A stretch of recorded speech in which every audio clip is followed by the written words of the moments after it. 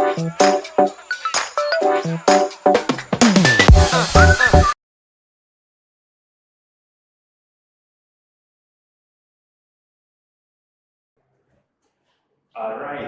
this question right here says we're supposed to find the function of f of x that satisfies this equation.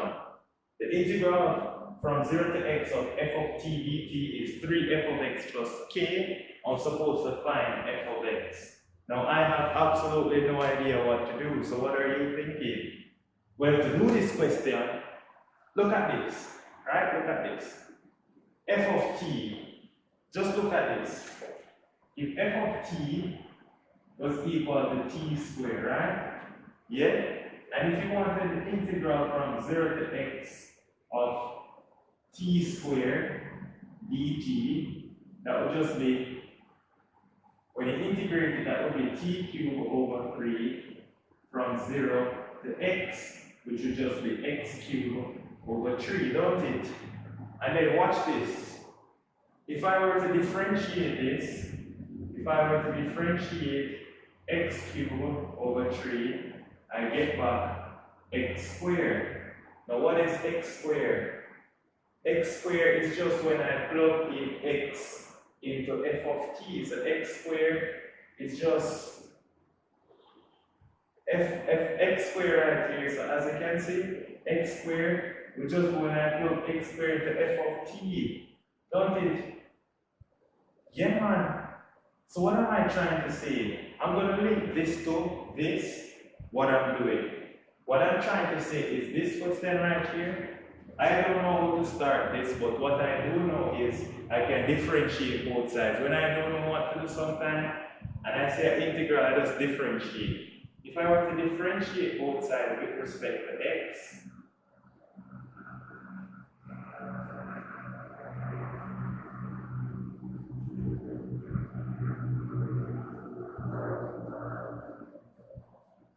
if I differentiate this side, then what I'm going to left back with is just f of x, whatever the function of x would be, not f of t now. All I have to do is plug in the x right here, so I'm going to be left back with f of x. I'm going to be left back with f of x. Follow me now. When f of t was t squared, when f of t was t squared and integrated, you get f of t was t squared. When integrated, you get x cubed over 3. That is the integral from 0 to x of f of t. So this right here was the integral from 0 to x of f of t.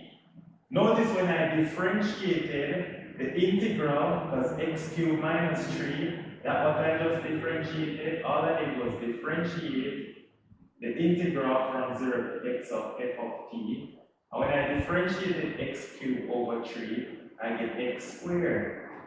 But what was x squared? If f of t was t squared, f of x is x squared. So when I differentiate the integral from 0 to x of f of t, I get f of x. Yo, that's nice, though. That's equal to 3 times f of x. When I differentiate f of x, I get f prime. So I get 3 times f prime of x. When I differentiate k, I get 0. Now what I'm going to do is call f of x y. So let y be equal to f of x. I'm calling f of x y. So that means that dy by dx is equal to f prime of x. So that means that this f of x can become y is equal to 3 dy by dx. Yeah? So if I bring over the y over here, I end up get, let's finish it up here, so I end up with get 3 dy by dx minus y equal to 0. I divide through by 3 to get dy by dx minus 1 over 3 times y equals 0. Now this looks familiar, don't it? This looks like first order differentiation.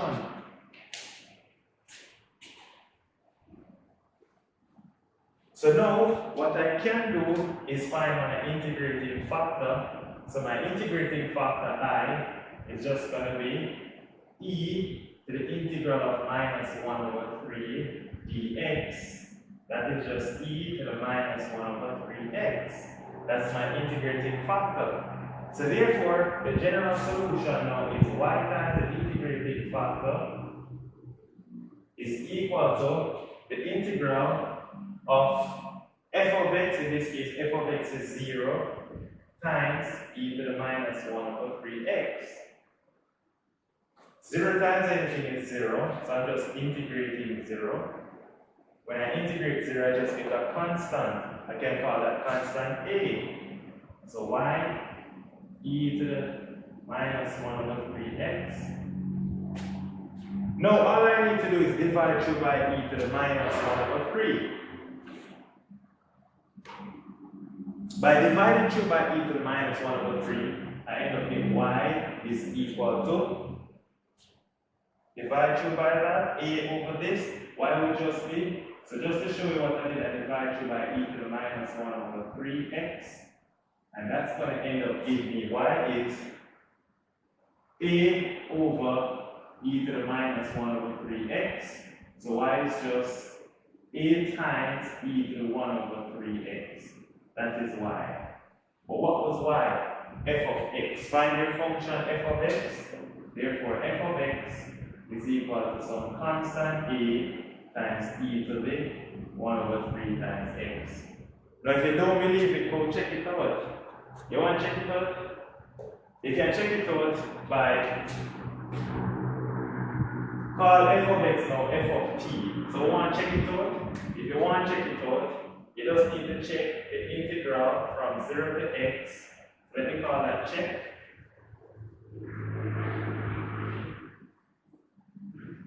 To do a check, you just need to find the integral from 0 to x of